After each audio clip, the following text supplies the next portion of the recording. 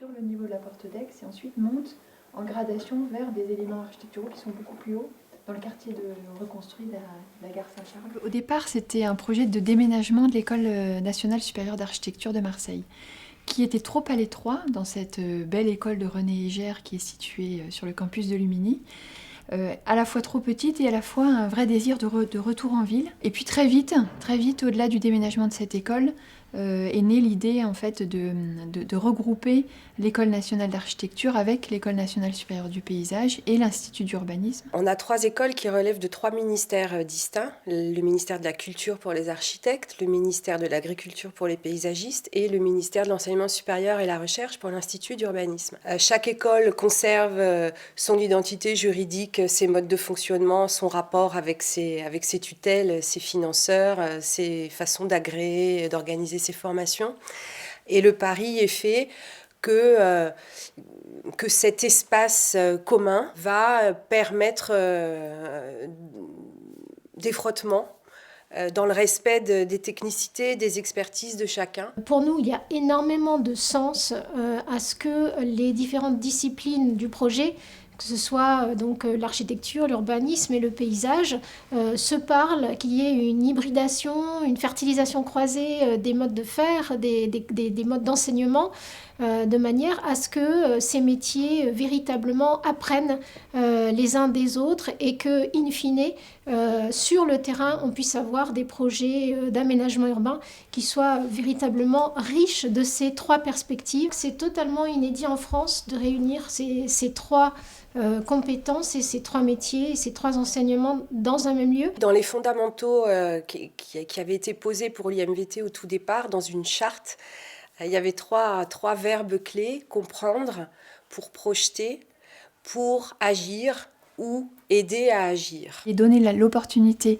à nos étudiants en architecture de pouvoir travailler en atelier sur des problématiques communes avec des paysagistes et des urbanistes, c'est leur offrir la possibilité de s'enrichir mutuellement, d'avoir des regards effectivement croisés et à différentes échelles face à un territoire et à des sujets posés, et puis les mettre vraiment en situation pré-professionnelle. Parce qu'aujourd'hui, une commande, sur un aménagement public ou sur un projet même de construction, on voit bien qu'aujourd'hui on a besoin de ces compétences complémentaires et on a besoin d'aborder les sujets à différentes échelles, du territoire jusqu'au détail de l'architecture. L'idée, c'est bien qu'on change les regards, qu'on change les réflexes et que donc du coup les maîtres d'ouvrage aient ce réflexe de faire appel à la fois à des urbanistes, à des architectes et à des paysagistes pour tous leurs projets d'aménagement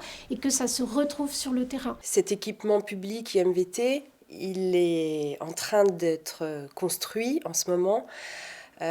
Porte d'Aix à Marseille, dans un quartier très populaire, dans un quartier très mixte, qui fait l'image d'identité de Marseille. On parle d'appropriation d'espace public.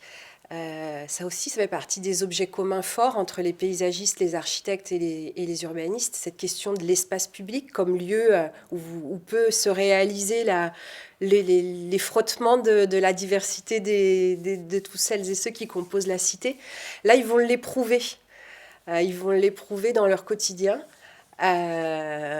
Pour le meilleur et pour le pire, parce qu'il y a de la conflictualité dans la ville, il y a de la conflictualité dans le monde social, et ça fait partie aussi de ces métiers d'en prendre la mesure et d'essayer de composer avec. Si on voit qu'il y a du mouvement, qu'il y a de l'échange, que ces espaces sont habités au sens propre comme au sens figuré, que nos étudiants ne restent pas entre eux, mais véritablement constituent des groupes amicaux, des groupes de travail qui soient pluridisciplinaires et pluri-écoles. Ça, ce serait déjà un marqueur fort, je pense, du fait qu'on a pensé ces lieux de bonne manière et également que ce modèle véritablement est le bon. Toutes les 3 écoles ont envie justement de rayonner à partir de Marseille sur tout l'acte méditerranéen, tout ce grand territoire méditerranéen au-delà des frontières nationales.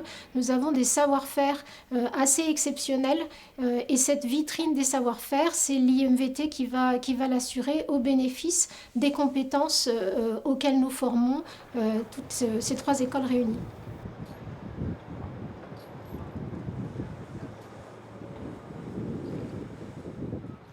L'OPIC est l'établissement, en fait, est un établissement public du ministère de la Culture qui s'occupe, du coup, pour le ministère de la Culture, mais également dans des cas particuliers pour d'autres ministères, de réaliser des opérations de construction ou de restauration et de réhabilitation du patrimoine. L'OPIC a été missionné par le ministère de la Culture, qui est le principal porteur du projet, financièrement en tout cas, dans la mesure où il finance la moitié du budget de l'opération. Le site dans lequel s'inscrit l'IMVT est vraiment très fortement contraint. On est en plein centre de Marseille, à 5 minutes de la gare Saint-Charles. On est en plein cœur de la zone d'aménagement concerté Saint-Charles, qui est pilotée par Euroméditerranée.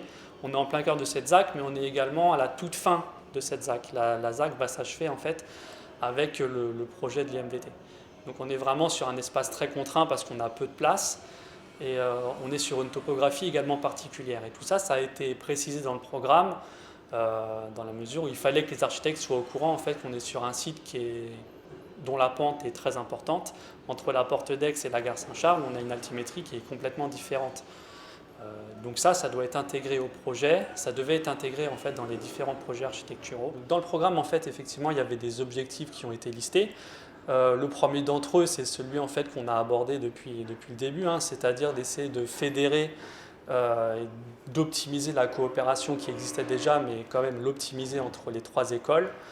Donc ça, c'était vraiment l'enjeu fonctionnel de ce programme de construction de l'IMVT. Cet enjeu, en fait, il se retrouve du coup dans le programme par la définition d'espaces qui sont mutualisés pour certains, et individualisé pour d'autres. En gros, il y a des espaces qui sont pour les 3 écoles et d'autres espaces en fait, qui sont vraiment réservés à une école en particulier. Depuis en fait, le lancement du concours en 2017, le lauréat a pu être désigné. Donc, il s'agit du groupement dont NP2F Architecte est le mandataire. Donc, le chantier a pu commencer en mars 2021. Il est prévu que le chantier s'achève en fait, pour une livraison à la rentrée universitaire 2023. Donc en fait, c'est un chantier qui durera un peu plus de 2 ans.